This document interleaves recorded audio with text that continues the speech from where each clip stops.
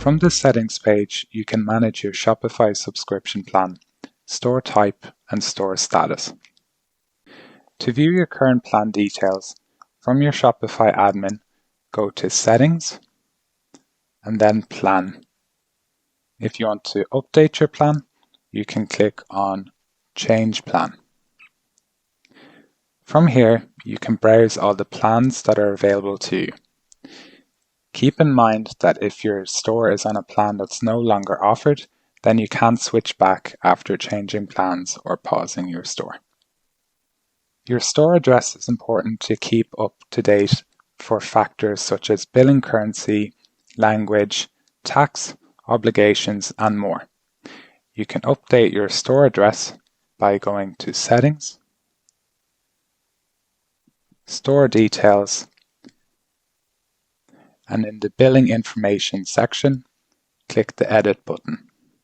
From here, you can update your store address with the new details, and when you're ready, you can click Save.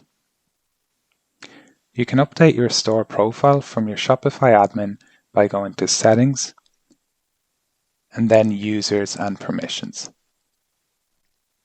From here, click your staff profile, and then View Account Settings.